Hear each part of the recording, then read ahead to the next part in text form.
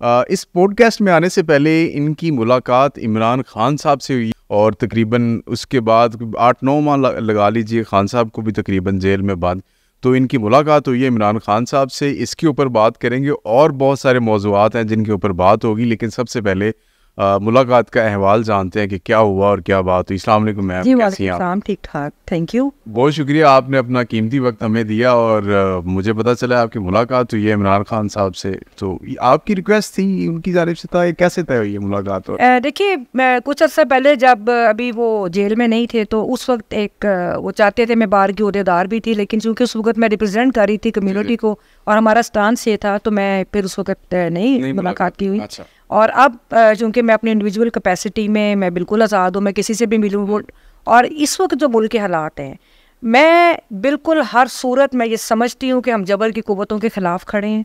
और मैं पाकिस्तान के साबिक़ वज़ीर आज़म, जो कि इस वक्त मकबूल तरीन अवामी लीडर हैं, मैं उनसे सॉलिडारिटी करने गई। मेरे साथ सदर सुप्रीम कोर्ट बार, जो साबिक़ सदर सुप्रीम कोर्ट बार हैं, आबिद ज़ुबैरी साहब हैं, वो बल्कि मैं उनके साथ गई। और साथ साबिक़ सदर Lahore high court bar association Maqsood Buttar साहब हैं, मेरे बड़े भाई हैं। हम लोग तीनों जो थे, हम उनको मिलने गए थे और कुछ इशूज़ के ऊपर हमने बात की। और बेसिकली हम एक सॉलिडारिटी के लिए गए थे कि हम जो जमहूरी कुव्वत को रिप्रेजेंट कर रहे हैं, जो पाकिस्तान की डेमोक्रेसी को रिप्रेजेंट कर रहे हैं, हम उनके साथ खड़े। ठीक है। कोई रुकावट हुई मुलाकात में? बहुत ज़्यादा रुकावट हुई, क्योंकि देखिए पहले उधर जाने के हवाले से भी हमें इन्फॉर्म करना था। मुझे पता चला, बल्कि पहले होता ही है, हम देखते हैं मीडिया में तो ये सारा पता है सबको कि जी बड़ी देर इंतजार करवाया जाता है और शाम तक बैठे रहते हैं, फिर कह देते हैं कि जी मुलाकात जी बिल्कुल नहीं इसी हो तरह। सकती। जब तक हम गए हैं तब तक भी अनसर्टन था, और ख़ास तौर पे मेरे हवाले से भी मैंने यही सुनी थी कि अनसर्टन है कि शायद मेरी मुलाकात ना हो, हम तीनों में से किसी एक की हो जाए या दो की हो जाए। और दूसरा ये कि ये बिल्कुल ह्यूमिलिएटिंग सिलसिला है सारा। उधर और भी उनके PTI के 1-2 रहनुमा बैठे हुए थे और वो बड़ी देर से हमसे पहले के बैठे हुए थे। और कौन कौन था वो? अली मोहम्मद खान साहब थे और 1-2 और भी थे, फिर उनके अपने कुछ 3-4 लॉयर्स खड़े हुए थे। तो यानी लोग ज़ाहिर बात है उनको पार्टी के हवाले से भी मिलना चाहते हैं, तो उनकी एक्सेस बहुत मुश्किल थी। फिर जब हम अंदर गए हैं तो ऑब्वियसली मतलब मैं आपको बता रही कि हमें अनसर्टन था आखिरी वक्त तक कि मुलाकात होगी कि नहीं होगी। अच्छा। लेकिन अच्छा हुआ कि वो मुलाकात हुई और मुझे बहुत खुशी हुई उनसे मिलके। मुलाकात का क्या डिस्कशन हुई, ये तो इस पे भी बात आएगी, लेकिन ये बताएं कि इमरान खान साहब की सेहत के हवाले से बड़ा लोग सवाल कर रहे हैं कि क्योंकि काफ़ी अर्सा हुआ किसी ने देखा नहीं। एक दफ़ा एक तस्वीर आई थी, सर्दियों की बात है, उसके बाद अभी तक किसी ने उनको उस तरह बाज़ाब्ता तौर पे अवाम ने नहीं देखा। तो कैसी उनकी अपीयरेंस कैसी है? वो दाढ़ी शाड़ी वाला मामला? नहीं, बिल्कुल भी नहीं। उनके जिस तरह उनके वो बतौर वज़ीर आज़म उनकी शख्सियत थी बिल्कुल उसी तरह थी। अच्छा। और मुझे बड़ी खुशी हुई एक चीज़ देख के, जब मैं शेयर करूँगी अपने पूरी आवाम के साथ, आप साथियों के साथ, वो ये थी कि उनमें वो मुझे वही शख्सियत और कॉन्फिडेंस नज़र आया जो कि एक अवाम के सपोर्टेड एक शख्सियत, सियासी शख्सियत जो कद काट की शख्सियत हो, जिसके पीछे पूरी आवाम खड़ी है, वो कॉन्फिडेंस नज़र आया। और उनकी सेहत भी माशाल्लाह, मुझे तो कोई उसमें नहीं, बिल्कुल ठीक सेहत थी। और वो बड़े अच्छे हाई स्पिरिट्स के अंदर थे। बड़ी हमारी अच्छी डिस्कशन, जैसे मैं आपके साथ बात कर रही हूँ, मेरी भी कुछ चीज़ें थी जो मेरे कंसर्न्स थे, मैंने उनके साथ शेयर किए, कुछ उनकी बातें मैंने सुनी और बहुत अच्छा लगा। और बड़ी एक मतलब अच्छे अंदाज में उनकी फिर जो उनकी बुशरा बीबी थी, उनके साथ भी मुलाकात थी, वो भी उधर मौजूद थी। उनकी फैमिली थी, हाँ जी, उनकी फैमिली, उनकी सिस्टर्स थी, वो भी उधर मौजूद थी। मतलब वो कोर्ट प्रोसीडिंग्स के लिए तशरीफ लाई थी उधर, तो सबके साथ हुई। तो कितनी देर ये मुलाकात चलती रही? मेरा ख्याल है मेरे खान साहब से 15 मिनट होगी जो 1-to-1 हमारी रही थी, और उसके बाद 15-20 मिनट होगी। ठीक है। और बाकी या उनके लॉयर भी थे, ज़ुबैरी साहब भी फिर साथ हमारे आगे वो भी थे।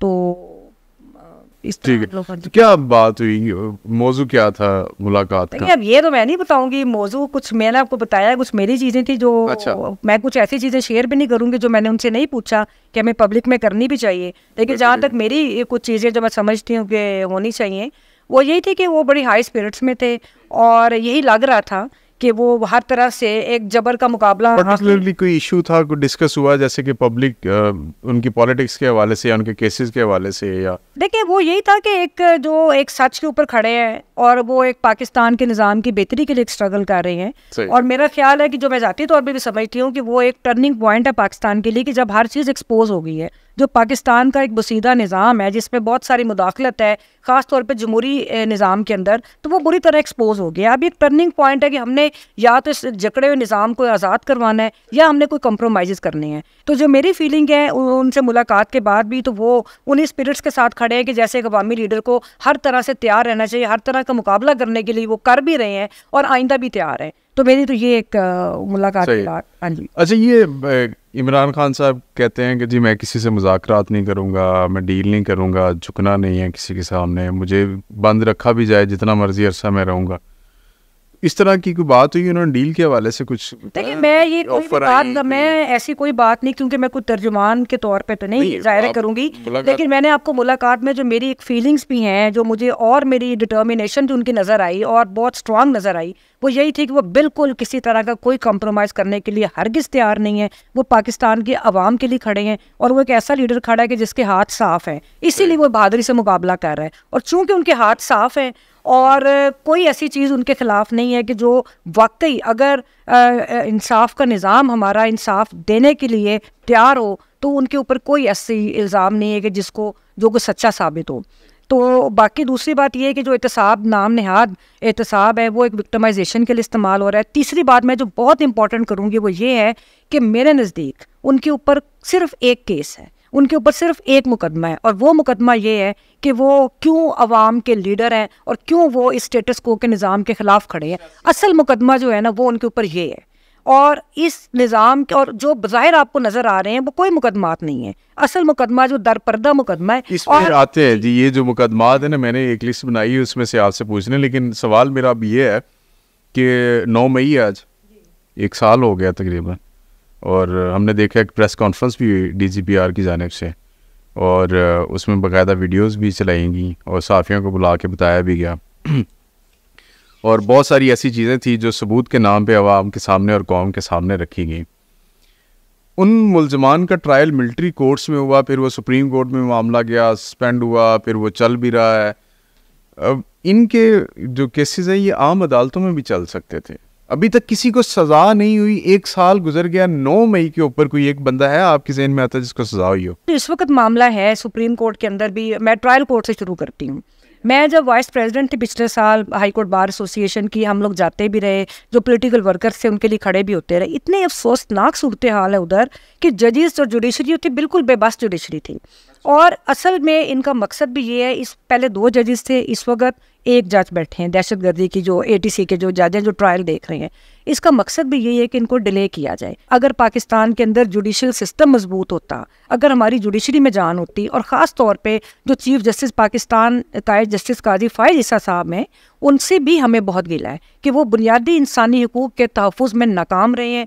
आपको याद होगा फैज़ाबाद धरना केस था, उसके अंदर जिस तरह उनके साथ जो भी हुआ, जो भी उन्होंने रिकॉर्ड के ऊपर चीज़ें लाए और फिर जो जजमेंट पास की कि इन अदारों को अपनी हदूद के अंदर रहना चाहिए, उसके ऊपर इम्प्लीमेंटेशन तो एक अलग बात है, लेकिन वो इस निज़ाम के अंदर से गुजर के आए, तो उनको तो ज्यादा कॉन्शियस होना चाहिए ना। डेमोक्रेटिक है वो, तो पार्लियामेंट में गए, जरदारी साहब के साथ कुर्सी पे बैठे, उन्होंने खिताब किया, एड्रेस किया, और कोई जस्टिस किया भी नहीं। वही बात है।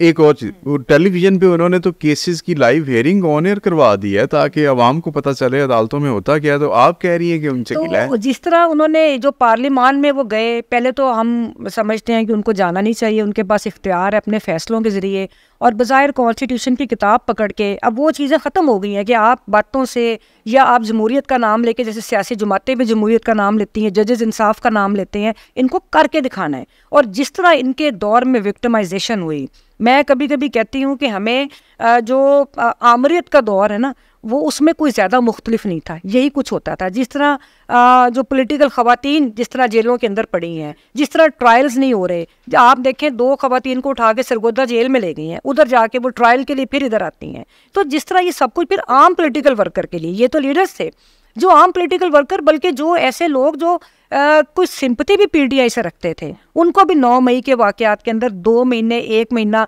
जेल में रहना पड़ा। बुकला हमारी ख़वातीन बुकला, मुझे बहुत अफसोस से कहना पड़ता है कि मार्शल लॉ दौर में भी उनको ये जबर बर्दाश्त नहीं करना पड़ा जो PTI के बुकला साहिबान को अब करना पड़ा। तो हम वो 3 महीने ये सब कुछ देखते रहे, गर्मी की छुट्टियाँ पिछले साल की बात कर रही हूँ। फिर ये हुआ, बड़े अफसोस से कहना पड़ता है कि सबॉर्डिनेट जुडिशरी ने क्या करना है। हाई कोर्ट का हाल सुन लें कि हाई कोर्ट के अंदर बेंचेस बने कभी बेल्स के लिए, अगर आप उनका पूरा ऑर्डर शीट देख लें या आप उसकी पूरी प्रोसीडिंग्स निकाल के देख लें तो वो ज़्यादा अफसोसनाक है कि वहाँ पर जजेस कभी रिक्यूज़ कर जाते थे, कभी तारीख पड़ जाती थी, कभी बेंच टूट जाता था, कभी छुट्टी पे चले जाते, सुन ही नहीं सकते थे।